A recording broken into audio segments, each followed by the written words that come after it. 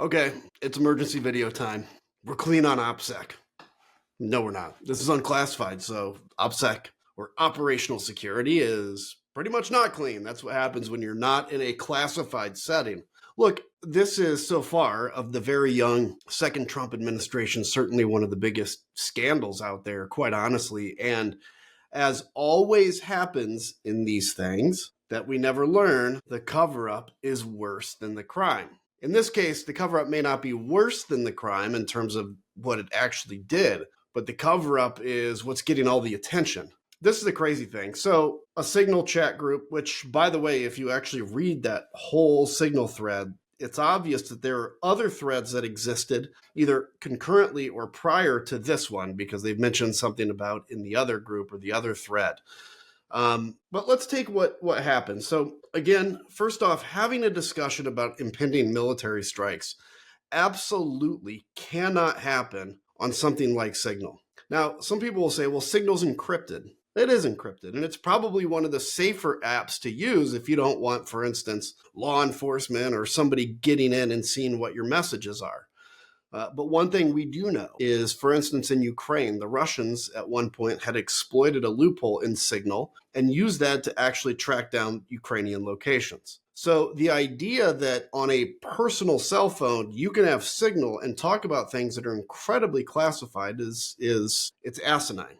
So what's classified about this? Well, first off, this was referring to impending strikes. So of course, anytime you're talking about military action that's going to happen, I think common sense, without even going into all the details of what, for instance, the DoD regulations are on it, common sense says that would be classified. Because if an enemy knows, for instance, that an attack's coming, they can prepare and not be surprised. And in many cases, the element of surprise is what actually is some of our most effective things that we can use to go after an enemy.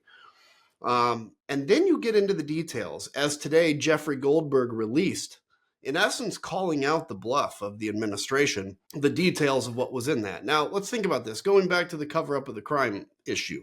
Had the White House simply said, yes, this was a mistake, we shouldn't have done it, and yeah, inadvertently, Mike Waltz added, Jeffrey Goldberg to the chat, and that's what happened. We're sorry, we won't do it again. This would still be a story today, but it would be dying down because, quite obviously, they made the huge mistake. But they went on to say instead, was it Mike Waltz yesterday had said, well, somehow Jeffrey Goldberg put himself on this group chat.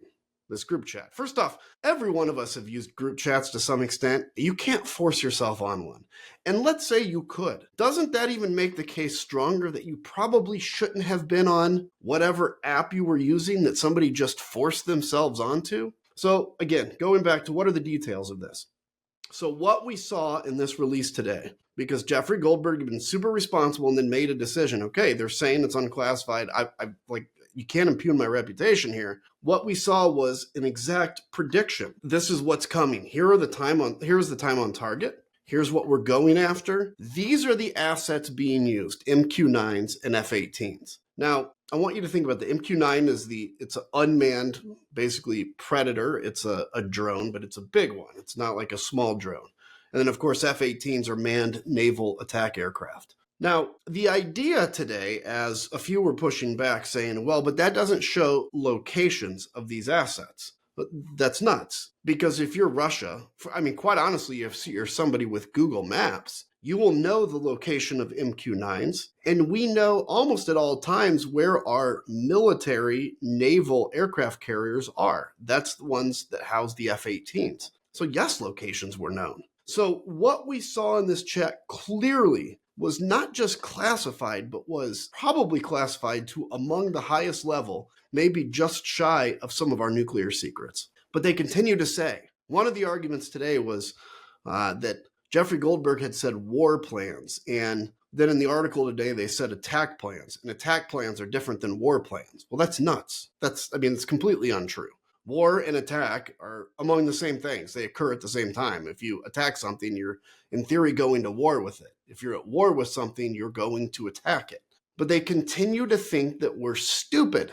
They continue to think that they can use word jujitsu and get out of this. And unfortunately, state TV, aka Fox News, is over there taking everything they say and claiming that it's not a big deal, even though their reporters are saying it's actually a big deal. Jennifer Griffin has been taken off of the air because she's saying it's a big deal. If we could just admit that this was wrong, this thing would be over. I want to briefly just also talk about what was classified when I was at war. So I was with the 45th Expeditionary Special Operations Squadron in Iraq, and I flew the RC-26, and we went out with Special Operating Forces and basically hunted for bad guys and then either captured or killed them. So obviously a pretty serious mission. It was part of the surge in Iraq, and it was part of wrapping up Al-Qaeda in Iraq. First off, when I called home, I only have 2 pictures from my time in that combat operation because I was not allowed to have a camera, and that was before the time of camera phones. So I have 2 pictures of me there, and they were done by a professional photographer that made sure that some of the details of the plane, my plane that I was in front of, was not visible, and things along that line. I also knew when I called home, I couldn't talk about even where I was. My folks knew I was in Iraq, but I couldn't say anything referring to Iraq or where I was because we took that stuff very seriously.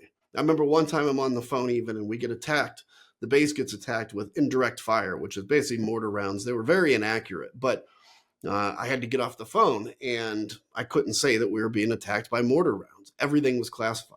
And in fact, we were classified almost the highest level. I worked for what's called Task Force 16 and 17. These are all very recently declassified.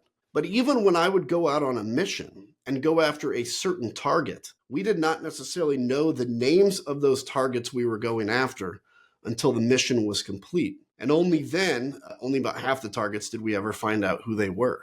Because even from the operators, you had to take every precaution to protect this information. Because if somehow miraculously this information got out, the target may know and get away from where they need to be, or God forbid, put your crew and your aircraft and the special operating forces we were working with in danger. If we get to a point where we accept stuff like this sloppiness from this administration, some of America's most guarded secrets could be released. And some of America's most best warriors, precious people, and best located intelligence assets could be compromised. Sometimes you just have to admit you made a mistake. And unfortunately, in the Trump administration, the secret is never, ever admit you were wrong.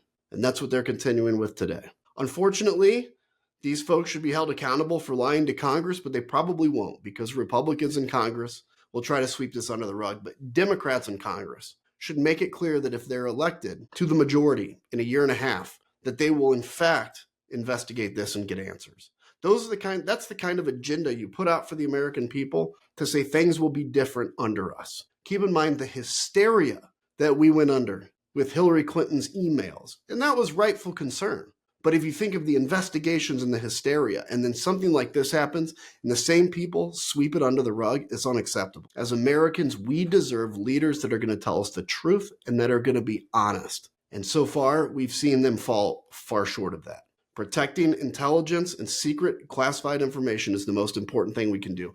And I want to commend Jeffrey Goldberg for initially his story leaving out the information, knowing that it could be beneficial to him, knowing that he's probably protected under the First Amendment to release it, but making the decision on behalf of U.S. national security that was far more responsible than any decision any of the operators on this text chain made. Now, today he had to release it, and that was the right thing to do as well. But imagine if this was somebody that wasn't Jeffrey Goldberg. If they're going to really have you believe that he forced himself onto a text chain, who else forced themselves onto this text chain?